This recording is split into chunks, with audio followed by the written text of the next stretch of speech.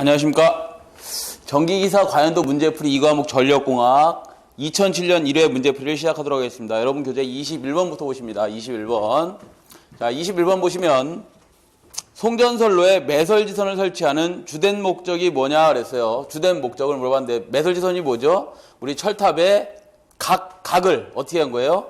접지를 해야 되는데 이 접지선을 쭉 일자로 끌고 간 걸 우리 매설지선이라고 하죠. 매설지선이라고 합니다. 이 매설지선을 왜 설치하는 거냐? 그러면 예를 들어서 이런 겁니다. 가공지선이라든가 어디에 철탑 정상부에 이상전압이 발생을 하면 뇌가 쳤다 이거죠.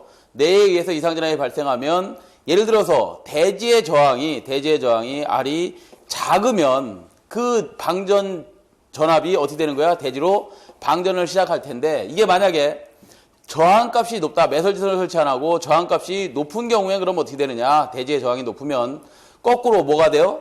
전위가 상승을 하면서 송전선로에 거꾸로 뭐가 되는 거예요? 이상전압이 전파되는 것을 우리 역섬낙 한다 그러잖아요. 그죠? 역섬낙이 발생하는 것을 방지하려고 매설지선을 설치하는 것이다. 그렇죠? 4번에 보시면 철탑으로부터 송전선로에 역섬낙을 방지하기 위하여 그렇다. 답은 몇 번이요? 라번이 되겠습니다. 자, 22번 보시면 다음 1, 2, 3에 알맞는 것은 그랬는데요. 자, 문제를 읽어보시면 원자력이란 일반적으로 무거운 원자핵이 핵분열하여 그렇죠. 핵분열하죠. 가벼운 핵으로 바뀌면서 발생하는 핵분열 에너지를 이용하는 것이고 1번 발전은 가벼운 원자핵을 뭐 한다고? 2번 하여 무거운 원자핵으로 바꾼다 그랬는데 이건 뭐냐면 우리가 핵분열을 한다 그러면 우리가 지금 사용하고 있는 원자력 발전소들은 전부 다 뭘 이용하죠? 핵 분열을 하고 있습니다. 그렇지만 태양이라는 것은 태양 같은 것들은 뭐 하는 거예요? 태양은 핵 융합하죠. 핵 융합합니다.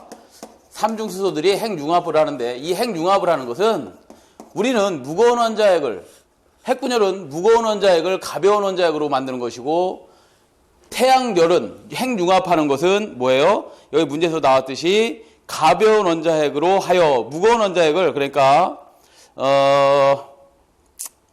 몇 번 했네. 1번에 보면 1번 무슨 발전은 핵 융합 발전은 가벼운 원자핵을 어떻게 한다고요? 가벼운 것을 무거운 원자핵으로 바꾸는 것이다. 이거예요. 그래서 핵 융합하면 가벼운 원자핵을 무거운 원자핵으로 바꾸는 것이다. 이래서 3번에 보시면 3번 전후의 질량결손에 대한 질량결손이 뭐예요? 질량결손 법칙 E는 MC의 자승 얘기하는 거죠. MC의 자승 주를 얘기하죠.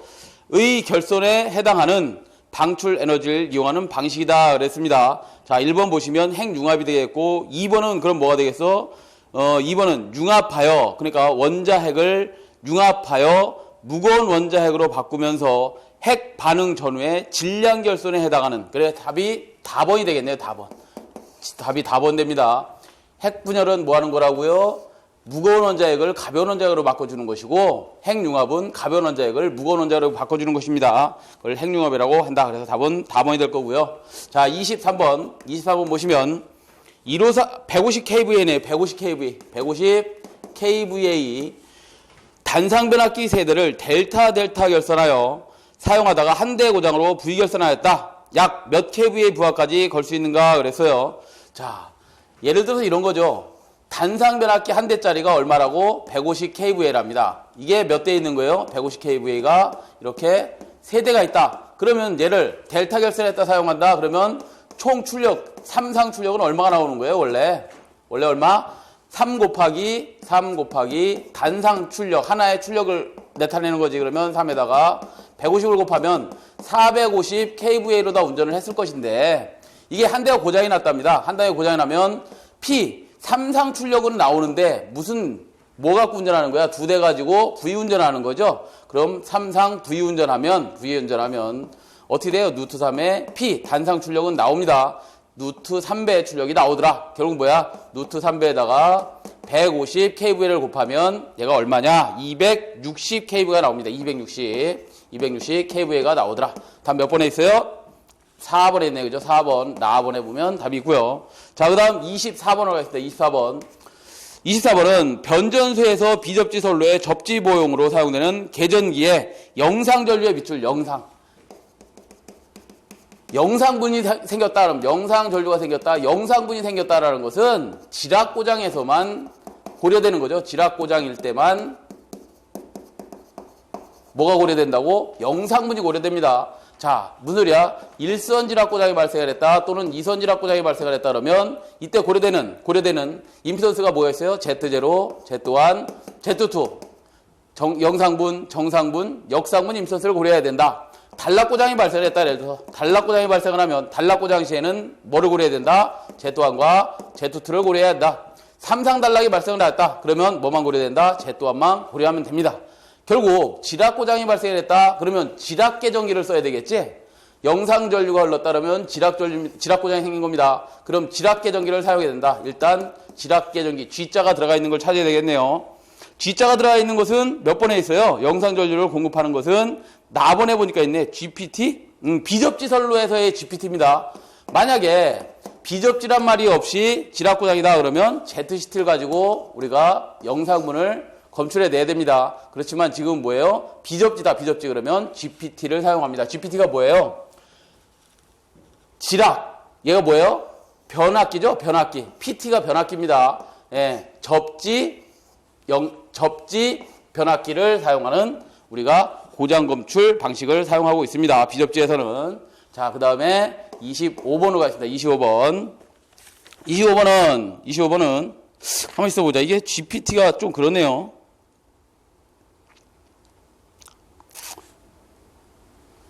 GPT, 비접지에서 GPT는 이렇게 하죠. 답이 잘못되어 있는 것 같은데 GPT는 우리가 GPT라고 사용하시면 안 되고 영상문이다 그러면 영상 전류를 검출한다 그러면 ZCT로 답을 바꾸십시오. 답이 몇 번이에요? 다번으로 바꾸십시오. 다번으로 ZCT입니다. 여러분 교재에 틀려 있으면 ZCT로 다 바꾸십시오. 25번으로 가겠습니다. 25번은 송전거리, 전력, 손실률 및 역률이 일정하다. 전선의 굵기는 어떻게 되느냐? 보기를 좀 보시면 전류에 비해서 어떻게 되고 전압에 비해서 어떻게 되느냐 이렇게 나타냈죠. 그래서 우리가 송전거리, 전력, 손실이 같을 때 역률이 일정하다면 전선의 굵기를 그랬는데요. 우리 전력 손실을 우리 예를 들어서 P라고 할까요? PL이라고 할까? 뭐 3, 4이다 그러면 3, I 자승 R이 되겠죠. 3에다가 I는 어떻게 계산하죠? 루트 3 V 코사인 세타분의 P의 I의 자승이니까 자승의 R이 됐겠지. 자, 다음 3 곱하기 루트 3의 자승이면 뭐예요? 3이죠? 3 V 자승 코사인 자승 세타분의 P 자승에다가 R이라는 놈은 뭐예요? 로 전선의 고유저항에다가 전선의 단면적의 길이를 곱해준 게 뭐예요? R이죠, R. R 값의 크기입니다. 그러면 여기서 전류와 지금 전선의 단면적 등으로 갔으니까 이렇게도 한번 풀어봐야 되겠네요. 어떻게? 3에다가 전류 I의 자승에 R은 어떻게 되어 있어요? R은 단면적 A의 로우 L이죠. I의 자승과 단면적 A는 어떤 관계에 있는 거예요? 서로 반비례하는 관계에 있죠. 뭐 자승이란 말이 전류에는 없으니까 비례, 반비례, 가번하고 다번은 비례, 반비례로만 얘기를 했으니까 가번과 다번은 일단 답이 안 될 것 같고요. 나번하고 라번을 보시면 나번하고 4번을 보시면 전압의 제곱에 단면적이 어떻게 되어 있는 거예요? 비례되어 있는 관계지? 얘네 둘은 어떤 관계에 있는 거야? V자승과 단면적과는 이렇게 비례하는 관계에 있는 거죠. 그래서 답이 몇 번에 있는 거예요? 몇 번? 전압의 제곱에 어떻게 한다? 얘네들은 반비례하는 관계에 있는 거지. 반비례하는 관계에 있으니까 답이 몇 번? 라번에 있네요. 그죠? 라번. 얘네들은 반비례. 얘하고 얘들은 무슨 관계에 있는 거예요? 서로 비례하는 관계. 그죠? 얘하고 얘들은 반비례에 있는 거지. 얘하고 얘도 반비례에 있는 거죠. 그래서 반비례한다. 그래서 답은 몇 번? 라번에 있네요. 그죠? 자, 그 다음 26번으로 갑니다. 26번. 자, 26번은 이상전압에 대한 설명 중 옳지 않은 것을 찾으시오 그랬습니다. 이상전압에 대한 설명 중 옳지 않은 것. 이상전압이 뭐예요? 이상전압? 뭐 외부의 이상전압이 있고 내부 이상전압이 있죠. 외부 이상전압이 뭐죠? 외부 이상전압은 직경내, 유도례 이런 것들. 그죠? 이상전압에서 외부 이상전압과 크게 내부 이상전압으로 분리가 된다. 외부 이상전압은 직경내와 유도례로 분류를 할 수 있다. 다음, 내부 이상전압에는 뭐가 있어요? 여러분들 스위치를 온하거나 오프할 때 생기는 개폐할 때 생기는, 그러니까 개방하고 폐로 할 때 생기는 뭐가 생겨? 서지가 생기죠. 이 개폐 서지를 우리가 내부 이상전압이다 하라고. 또 한 가지는 뭐예요? 지속성 이상전압이라 한다. 지속성 이상전압. 지속성 이상전압을 내부 이상전압이라고 합니다.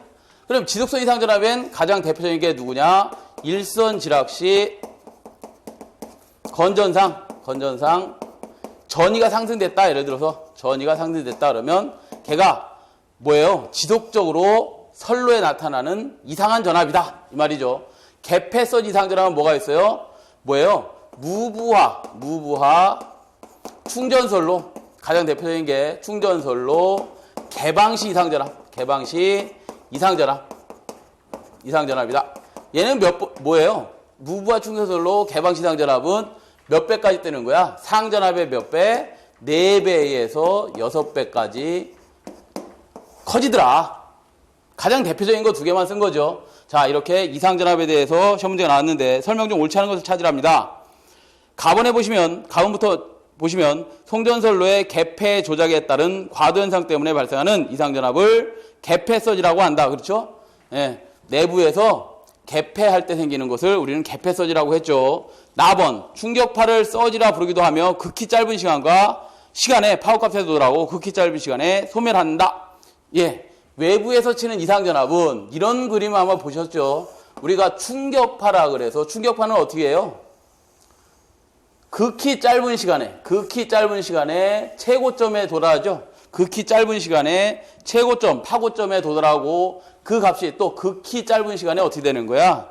소멸해버리는 거죠. 소멸해버리는데 얘를 우리는 뭐라고 하죠? 이렇게 10%와 90%를 이은 직선 요까지를 여기 귀양 0점으로부터 여기까지를 파두장이라고 하죠.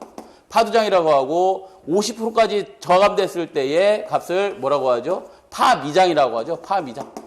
이 시간이 얼마나 짧은가 보시면 1.2 파두장이 10%에서부터 90%를 잇는 직선까지 올라가는데 걸리는 시간이 얼마?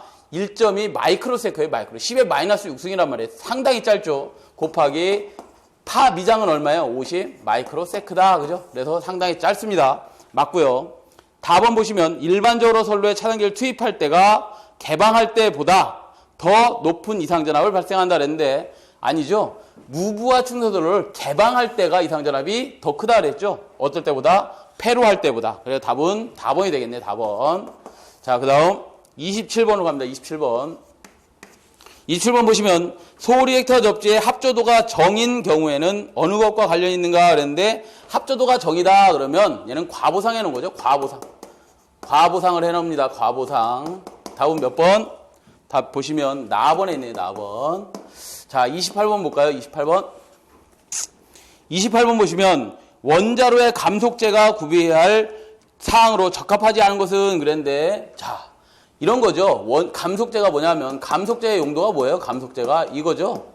우리가 중성자 한 개를 예를 들어서 우라늄의 1g에 충돌을 시킵니다. 충돌을 시키면 이 우라늄 1g이 전부 다 핵 분열하는 것이 아니라 여기에 우라늄 238이 있고요. 우라늄 238이 있고 우라늄 뭐가 있냐면 235가 있습니다. 우라늄 238 이렇게 짝수로 되어 있는 것들은 핵 분열을 못해. 무슨 소리냐면 중성자가 충돌을 해도 얘들은 쓸모 있는 연료도 아니다. 쓸모가 없는 겁니다. 그러면 우라늄 1g을 캐서 진짜 쓰는 것들은 누구냐면 얘예요. 얘가 몇 프로밖에 없냐면 0.7%밖에 안 됩니다. 그럼 얘가 얼마 있다는 거야? 99.3%는 얘라는 거잖아요. 우라늄 238. 얘들은 쓸 데가 없는 거고 누가 충돌을 하는 거야? 중성자가 우라늄 235에 충돌을 하면 걔가 분열을 합니다. 핵 분열을 하는데 몇 개로 분열하냐면 충돌할 때 하나, 둘, 2분의 n개 그래서 2.5개가 나옵니다. 2.5개가 나오는데 다시 나온 이 중성자의 속도가 얼마냐면 2메가 전자볼트입니다. 상당히 빠르죠. 10의 6승 속도로 다 달려간단 말이야. 근데 전 세계적으로 아직까지 이 2메가 전자볼트의 속도를 제어할 수 있는 나라가 없어요. 물론 프랑스나 일본 같은 데는 약 1메가 전자볼트까지 떨어졌을 때 시간으로 보면 몇몇 세크 그냥 몇 미리세크 정도 지나고 나면 1메가 전자볼트까지 속도가 떨어지는데 그 속도는 제어가 가능합니다만 2메가 전자볼트를 제어할 수 있는 데는 없어요. 우리나라는 얼마를 가지고 핵 분열을 하고 있냐면 0.025 전자볼트까지 떨어뜨려서 우리가 핵 분열을 하고 있습니다. 자, 무슨 소리야? 이게 10의 6승이야. 10의 이건 뭐예요? 마이너스 몇 승이야, 이건. 그죠? 아주 작게 이렇게 속도를 떨어뜨려야 되는데 그 속도를 떨어뜨리는 놈이 누구라고요? 감속제예요, 감속제. 결국 중성자들이 한번 핵 분열해서 2.5개가 나오면 그 속도를 떨어뜨리기 위해서 뭐를 통과시켜야 된다는 거야? 감속제를 통과시켜야 된다는 거죠. 감속제. 감속 능력이 커야 되겠죠. 그죠? 이 감속제를 통과시켜야 된다. 감속제의 종류는 뭐가 있어요? 경수, 중수, 물이죠, 물. 그 다음에 흑연, 산화베리륨이라고 있습니다. 산화베리륨. 이런 것들이 감속제를 통과해야지만 진짜 우리가 핵분열을 하는데 사용하는 열중성자라고 하는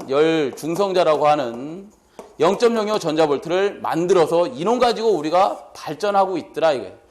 기술이 아직까지 1메가 전자볼트를 제어할 수 있는 능력이 전혀 없는 나라입니다. 우리나라는 아시겠죠? 그래서 요 정도밖에 못한다. 그래서 이 감속제에 대해서 문제가 나왔는데요. 다시 보시면 원자로의 감속제가 구별 사항으로 적합하지 않은 것은 그랬습니다. 가번부터 보시면 중성자 흡수 면적이 적을 것. 예, 감속제는 중성자를 어떻게 하라는 거야? 속도를 떨어뜨리라는 거지 네가 먹지 말라는 거죠. 예, 맞습니다. 그래서 중성자 흡수 면적이 흡수하지 마라. 흡수하지 말 것. 예, 적을 것. 맞고요. 나번. 원자량이 큰 원소일 것이 아니라 작은 원소입니다. 작은 원소. 원자량이 작은 원소입니다. 작은 원소일 것. 그래서 답은 일단 나번이 될 거고요. 답번에 보시면 중성자와 충돌 확률이 높을 것. 예, 충돌을 많이 해야 됩니다. 그래서 뭘로 떨어뜨려야 되는가? 저 중성자들을 뭘로? 열중성자로 만들어야 된다. 감속비가 클 것. 그래서 답은 나번이 되겠네요. 나번. 2번이 답이 되겠다. 자, 그 다음 29번으로 갑니다. 29번은 유량의 크기를 구분할 때 갈수량이란 그랬는데, 자, 29번 보시면 갈수량이란 그랬는데 이게 무슨 소리냐면 저수지가 예를 들어서 이만한 게 있습니다. 저수지가. 이만한 저수지가 있어요. 저수지가 이렇게 있는데 1년 365일 중에서 물이 요만큼 차 있는 정도, 그러니까 355일 동안 차 있을 때를 우리는 갈수기라고 합니다. 갈수량. 그래서 갈수량. 얘는 뭐냐면 1년 365일 중 355일은 이 밑으로 떨어지지 않아요. 유량이. 그래서 355일은 요만큼 발전할 수도 있다 이 말이야. 이물 가지고 발전을 할 수 있다. 그게 갈수량입니다. 그래서 이 저수지의 크기는 얼마고 이 저수지의 물은 유량 Q는 1년 동안 355일 동안 얼만큼 있는지를 알고 있어야지만 그 발전량을 결정할 거 아니에요. 그래서 갈수량이라는 게 필요하고요. 그 다음에 저수량이 있습니다. 저수량이 있는데 얘는 1년 365일 중 275일 동안은 이 밑으로 떨어지지 않는 양을 저수량이라고 하고요. 평수량이 있습니다. 평수량은 185일입니다. 평수량은. 그 다음에 풍수량은 1년 365일 중 95일은 이 밑으로 떨어지지 않는 양을 우리는 뭐라고 한다고? 풍수량이라고 하고요. 그 다음에 고수량이 있습니다. 고수량은 1년에 3에서 4회 정도가 어떤 양? 저수지에 꽉 차 있는 양. 그 양을 알아야지만 발전량을 결정할 거예요. 그죠? 그 다음에 이걸 우리는 뭐라고 하냐면 고수량이라고 하고, 한 가지 더 알아두셔야 될 게 홍수량이 있습니다. 홍수가 났다 이거지. 홍수가. 얘는 거꾸로예요. 3, 4년에 1회 이 정도 물이 차 있다. 그걸 우리는 홍수량이라고 합니다. 홍수량. 자, 이런 수량들을 알고 있어야지만 된다. 그래서 우리 시험 문제에서는 뭘 물어봤어? 갈수량을 물어봤으니까 1년 365일 중 며칠? 355일간 이보다 더 내려가지 않는 수위의 물을 양을 얘기한다. 그래서 다음 몇 번이에요? 가번이 되겠네요. 그래서 옆에다 적어 놓으셨다가 다른 거 물어보시면 혹시라도 물어보면 답을 하실 줄 알아야 되겠다. 문제 30번. 그림과 같은 회로의 영상, 정상, 역상 임피던스는 Z0, Z1, Z2는 Z0와 Z1, Z2를 다 구하라고 그랬네요. 그죠? 자, 답 찾는 요령을 먼저 좀 알려드리겠습니다. 영상분에는 반드시 3이 포함되어 있고 정상분이나 역상분은 3이 포함되지 않습니다. 답입니다. 그게. 30번은 자, 이런 문제뿐만 아니라 옆에 C가 붙어 있다고 보자. 예를 들어서 이런 겁니다. 예를 들어서 Y결선을 하고 지금 어떻게 돼 있어요? Z가 하나 있고 여기에도 Z가 있고 여기에도 Z가 있고 그 다음에 중성점에 어떻게 돼 있어요? ZN이라고 이렇게 표시돼 있지? ZN이 있습니다. 그리고 접지를 해놨어. 자, 그러고 나서 Y결선을 하고 나서 그냥 이대로 냅뒀는데 어떤 시험 문제가 또 있냐면 이런 시험 문제가 있습니다. 이런 시험 문제가. C가 이렇게 주어졌어. C가.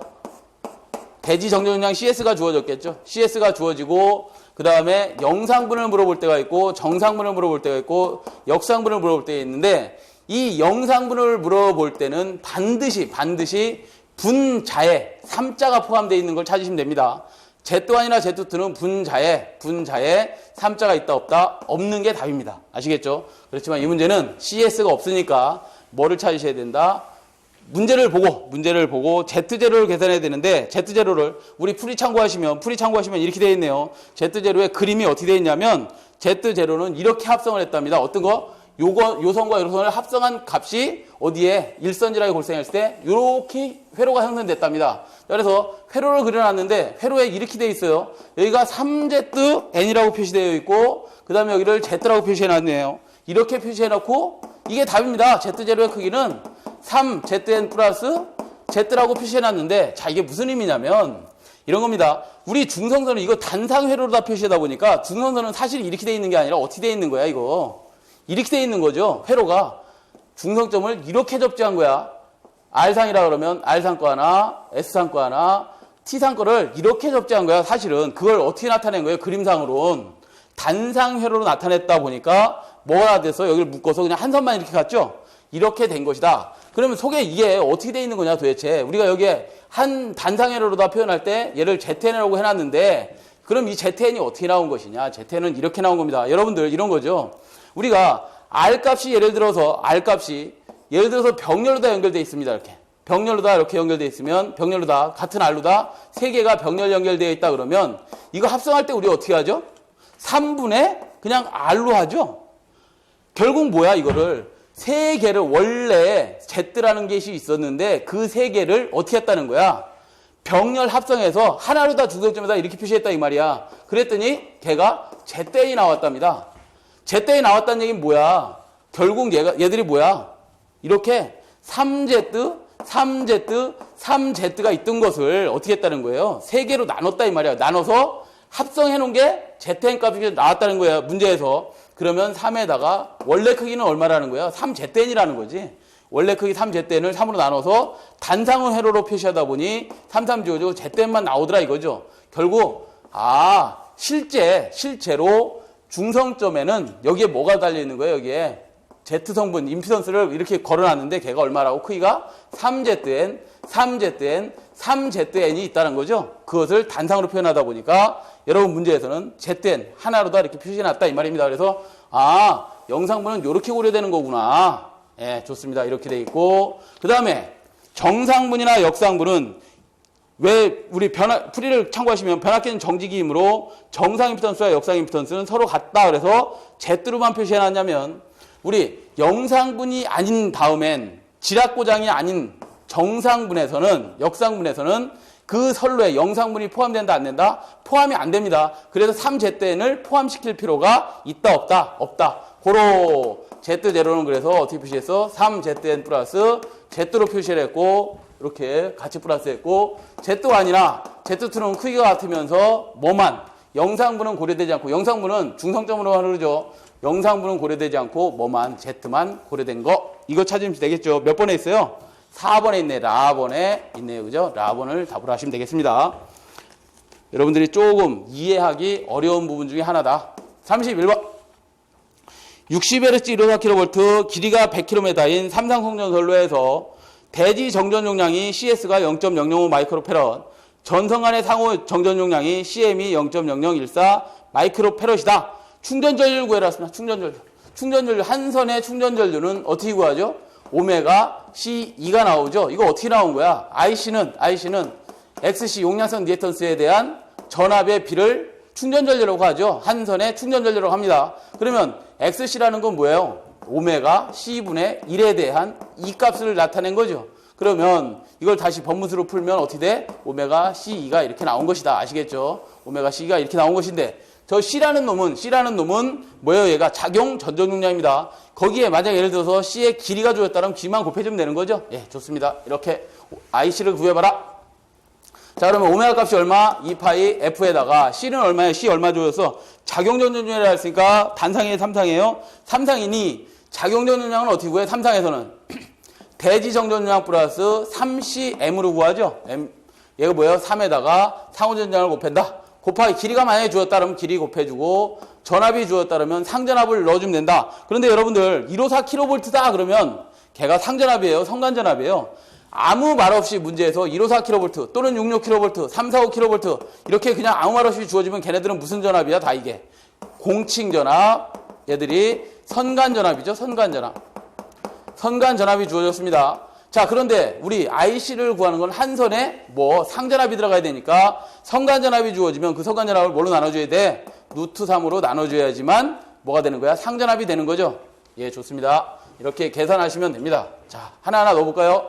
2 곱하기 파이 값 3.14 곱하기 60Hz 곱하기 CS 대지 정전용량이 얼마 주어졌어요? 대지 정전용량이 얼마 주어졌냐? 0.005네요. 0.005 마이크로페럿이니까 곱하기 10에 몇 승 해야 돼? 마이너스 6승 해줘야 되겠죠. 플러스 같이 해주자. 3 곱하기 CM은 상호정용량이 얼마? 0.0014. 0.0014 곱하기 10에 몇 승 해줘야 돼요? 마이너스 6승. 길이가 주어졌어요? 100km라고 주어졌네요. 곱하기 누수 3분의 전압 V가 얼마? 154kV다 그러면 얼마로 해줘야 돼? 기본 단위로 다 바꿔줘야 되니까 우리 기본 단위로 바꾸려고 페럿으로 바꾸려고 10에 마이너스 6승 했으니 얘도 기본 단위로 해야 되겠죠. 그럼 154000으로 나눠주면 볼트 값이 넣어줘야 되겠지. 그래야 기본 단위가 나오죠. 얘 계산하시면 30.8이 나온답니다. 30.8. 다음 몇 번? 나번에 있네요. 나번. 자, 32번 갈까요? 32번. 32번은 반지름이 0.6cm인 경동선을 사용하는 삼상일회선 송전선에서 성간거리를 2m로 정사각형 배치. 각선의 인덕턴스는 약 몇 미리알리파 킬로미터냐 그랬어요. 인덕턴스 L 구하라는 거네. 그죠? 인덕턴스 L은 어떻게 구하죠? 0.05 플러스 0.4605 로그 11m라는 R분의 D죠. R분의 D 미리알리파 킬로미터다. 그러면 0.05에다가 인덕턴스 구하라 그랬으니까 바로 구하면 되겠네요. 0.4605 로그 11m라는 R값이 얼마 주었어요? R값이 얼마 주어졌나요? R값이 반지름이 0.6cm가 주어졌고 성간거리는 메다로 주어졌죠. 그럼 cm를 메다로 바꾸든지 메다를 cm로 바꾸든지 단위를 맞춰줘야 되겠죠. 반지름이 0.6cm니까 메다로 바꿔주자. 그러면 반지름 0.6에다가 메다로 바꾸려면 얘를 어떻게 해야 돼? 10에 몇 승 해줘야 되는 거예요? 마이너스 2승을 해줘야지만 메다가 되겠죠. 자, 그 다음 우리가 등가 성간거리를 집어넣어줘야 되는데 뭐야? 다 거리가 어떠니까 정삼각형에서는 D 다 같다. 그러면 등가 성간거리는 어떻게 나오는 거야? 등가 성간거리 D-는 D로 나오겠죠. 똑같지? 다 등가 성간거리가 다 같다. 그래서 D 그대로 넣어주면 되겠네요. 그죠?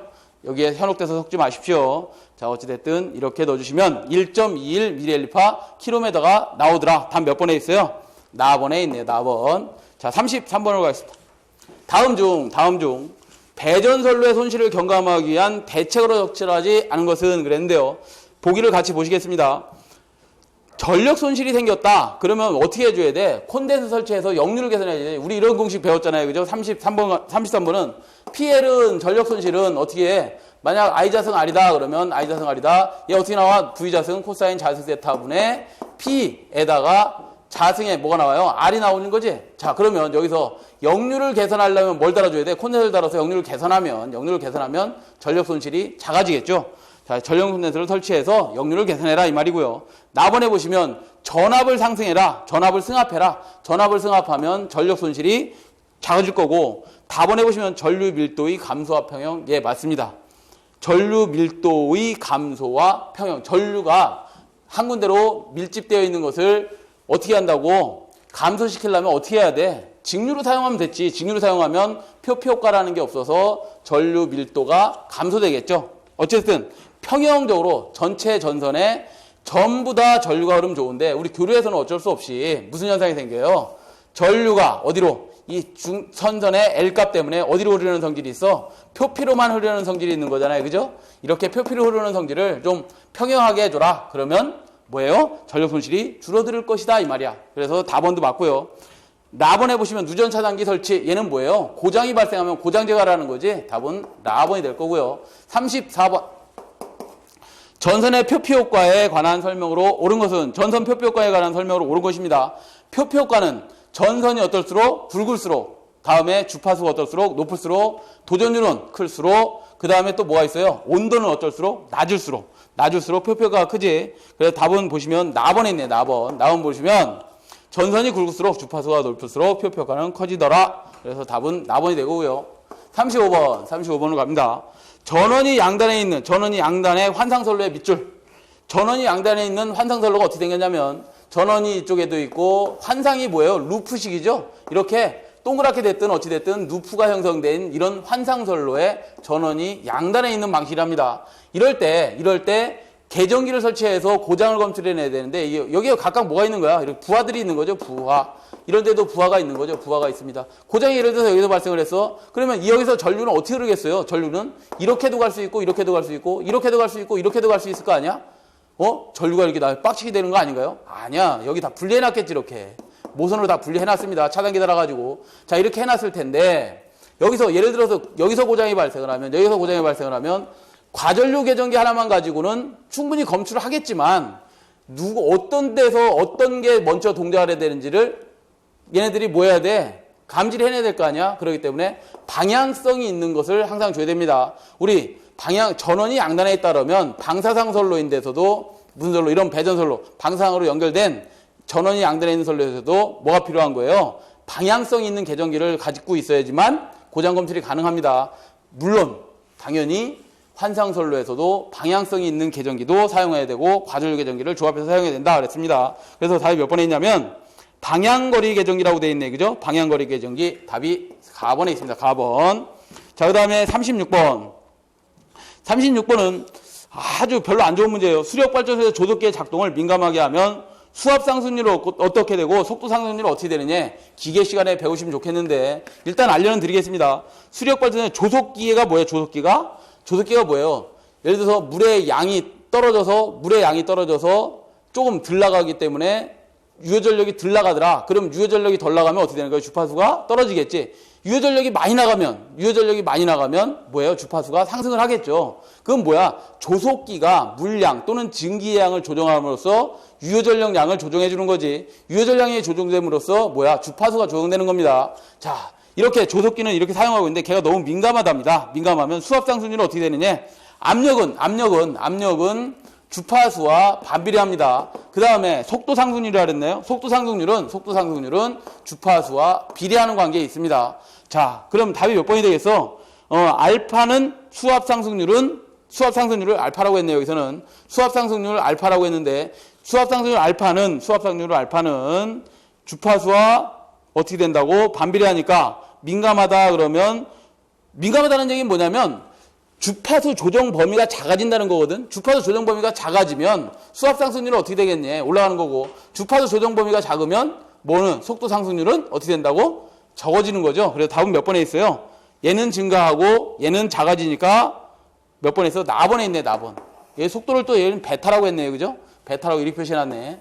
우리 속도는 어떻게 된다? 주파수와는 비례하고 압력과는 반비례하는 관계에 있더라. 이걸 아셔야 됩니다. 그래서 답은 나번에 있고요. 37번으로 가겠습니다. 37번. 평균 유연학차가 48m. 저수지식의 발전소에서 1000세제곱미터의 밑줄. 세제곱미터가 뭐예요? 걔가 유량이지, 유량입니다. 유량. 원래 세제곱미터 퍼 세크라고 해야 되는 거죠. 발전소에서 저수량이 있다 그랬으니까 세제곱미터 퍼 원래 기본 단위는 세크입니다. 세제곱미터 퍼 세크다. 이때 약 몇 킬로와트의 전력량에 해당되는가 그러고요. 단 수차 및 발전기의 종합 효율은 85%라고 했습니다. 자, 전력량을 구하라 했네. 그죠? 킬로와트 아워를 구하라 했으니까 전력량을 구하는 거죠. 무슨 소리야? 전력량을 W라고 한다면 PG, 그러니까 발전량 킬로와트에다가 뭐를 곱해주라는 거야? 시간 아워를 곱해줘야지만 킬로와트 아워가 나오는 거죠. 그럼 전력량을 구하라는 거잖아. 전력에다가 시간을 곱해야 양이죠. 이렇게 구해라. 그러면 우리 발전 전력은 킬로와트는 공식이 어떻게 되지? 9.8 QH 이타. 예를 들어서 수차를 통과에 따르면 수차 효율도 곱해주고 발전기 효율이 있다면 발전기 효율까지 곱해줘야지만 뭐가 된 거야? PG가 계산된 거고 여기에 시간을 곱해줘야지만 전력량이 구해집니다. 라고 했잖아요. 그죠? 그럼 이것도 아워를 이렇게 표시해주고. 자, 이렇게 표시됐는데 여기에 9.8에다가 우리 유량이 어떻게 주어졌어요? 유량이 사실은 얘가 뭐야? 초당 유량이 주어진 거지. 근데 뭘 구하라 했어? 시간당 유량을 넣어서 계산하라 했으니까 얘 유량은 이렇게 계산돼야 되겠죠. 어떤 시간에 대한 여기 세크라 그랬잖아. 어떤 세크에 대한 뭐에 단위라 그랬어? 최적, 세제곱미터를 채우는 최적에 대한 유량값을 계산해 놓아야 되겠죠. 거기다가 유연학차 H에다가 효율이 뭐만 줘서 종합효율로 줬으니까 니타로 주어지고 다시 시간을 곱해서 아워로 나타내라 이 말이죠. 자, 아워로 나타내야 되니까 9.8에다가 최적이 얼마 주었어요? 1000세제곱미터가 주어졌고 시간이 주어졌는데 초를 뭐로 바꾸라 그랬어? 아워로 바꾸라 그랬으니 3600에다가 곱하기 t를 해주고 얘가 이제 아워가 된 거지. 아워 곱하기 유연학차가 얼마예요? 유연학차가 48m 곱하기 종합효율이 얼마? 0.85가 주어졌다. 그럼 시간하고 얘하고 얘는 지워줄 수 있나요? 그죠? 서로 지워지지. 왜? 서로 같은 시간이니까 1시간으로 봤나 보네요. 그죠? 같은 단위 시간당이라 했으니까 1시간씩을 지워주면 얘가 얼마 나올 거냐? 이렇게 계산기만 잘 누르시면 111.07kWh가 나온답니다. 111 이렇게 나오겠네요. 그죠? 다음 몇 번? 가번에 있습니다. 가번. 자, 38번으로 가죠. 38번. 송전계통의 안정도 향상 대책이 아닌 것은 안정도 문제가 상당히 많이 나오는데요. 안정도가 뭐예요? 안정도? 발전단의 발전기와 우리 수용가에 보면 뭐가 있어? 부하들이 있을 텐데 뭐다 부하죠? 이런 부하들이 얘가 발전한 양만큼 발전해서 우리한테 유효전력을 준 만큼 우리가 뭐하고 있는 거야? 소비하고 있는 거죠. 이 소비하는 관계가 잘 유지되어 있으면 안정하게 운전되고 있는 거잖아요. 그죠? 그러다가 예를 들어서 어떤 계통에 또는 이런 부하에 고장이 발생을 했다. 그러면 고장이 발생을 하면 유효전력을 얘를 100을 내보내는데 얘들이 30, 40을 쓰고 있던 게 40이 예를 들어서 고장이 났어. 그러면 나는 100을 계속 주고 싶어. 왜? 여기 앞에 뭐가 달려있어요? 원동기라는 게 달려있잖아. 원동기. 얘 수차에 원동기가 달려있잖아. 이 원동기의 물량을 갑자기 60달라 그래서 60으로 줄일 수는 없잖아. 그래, 얘 속도가 일정하다고 한다면 전기적 속도는 100kW를 내고 싶은 거예요. 계속 내고 있는데 갑자기 여기는 60밖에 필요가 없더라. 그러면 뭐가 되겠어? 얘는 가속을 할 거잖아. 발전기가 남으니까 유효전력이 남으니 가속을 할 텐데 이 가속하든지 말든지 어찌 됐든 서로 가속하지 않고 동기를 유지하면서 안정하게 운영되는 정도를 안정도라고 하는 거죠. 그래서 가속되지 않게 하려고 우리 안정도 향상 대책에 얘 부하만큼의 저항을 투입해주는 SDR이라고 하지.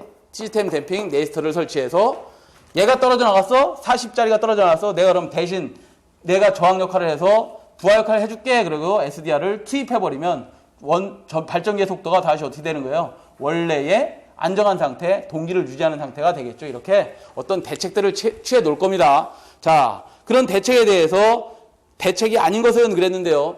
가장 큰 대책은 지금 이거는 발전력을 평형시키기 위해서 만든 대책이고요. 가장 큰 대책은 리액턴스를 어떻게 해주면 돼? 작게 해주면 되고, 두 번째 전압을 평형시키면 되고, 세 번째 전력을 안정화시키면 되고, 네 번째 뭐 해주면 되는 거예요? 고장이 발생해서 그런 고장을 신속 차단해버리면 되는 거죠. 신속하게 고장을 제거해버리면 되겠지. 이게 가장 큰 안정도 향상 대책입니다. 자, X를 저감하는 방법은 뭐예요? 저임피던스 기기들을 사용하면 되겠지. 그러니까 발전기라든가 변압기의 임피던스를 Z를 작게 해주면 되는 것이고, 또는 어떻게 하면 돼? 연계를 하면 X값이 작아지죠. 연계, 서로 병렬로 연결해라 이 말이야.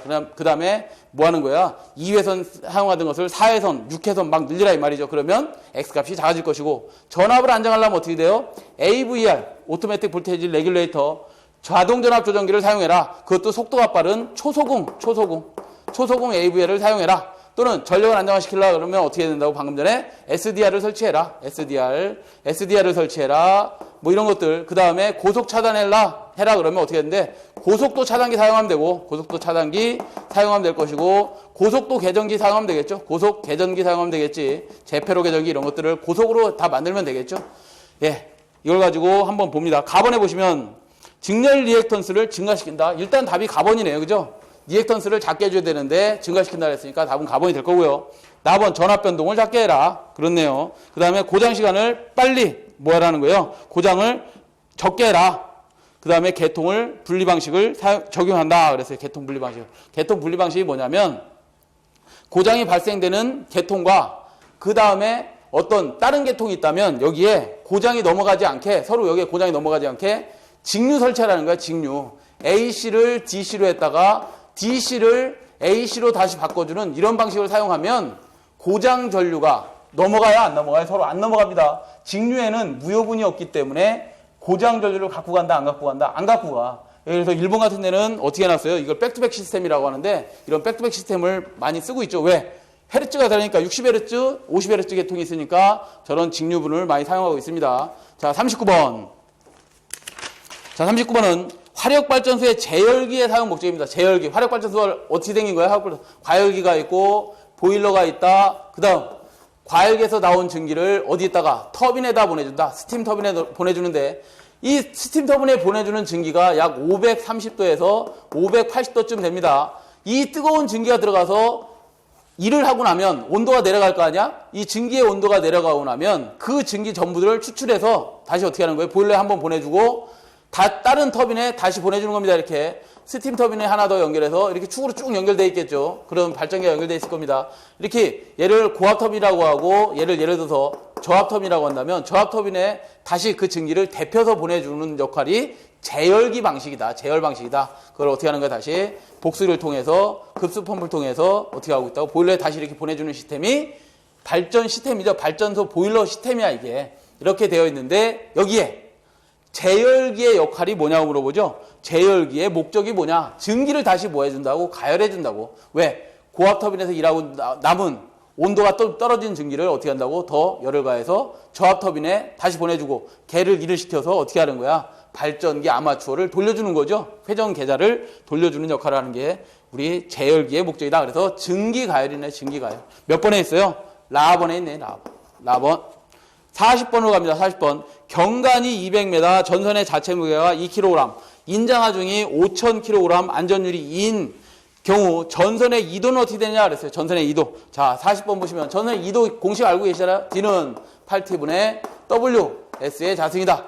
8은 상수고 T가 수평 뭐예요? 장력인다. 수평 장력이 안 지워지면 어떻게 하라고 했어? 안전율 분의 뭐? 인장하중이죠. 인장하중. 안전율을 로 인장하중을 나눠주고 W가 뭐예요? 전선의 무게죠. W에다가 그 다음에 S가 뭐야? 경관의 자승이다. 자, 문제에서 주어진 대로 8 곱하기 안전율이 얼마 주어졌습니까? 2가 주어졌네. 2분의 안장하중이 5000. 그 다음에 W가 얼마예요? 전선의 자체 무게가 2kg이죠. 곱하기 경관이 얼마였어? 200의 자승이다. 계산기 누르시면 4m가 나온답니다. 답 몇 번? 4번에 있네요. 4번. 이 정도는 다 풀 줄 아셔야 되겠죠. 자, 이렇게 해서 전기기사 과연도 2과목 전력공학 2007년 1회 문제풀이를 모두 마치도록 하겠습니다. 예, 수고하셨습니다.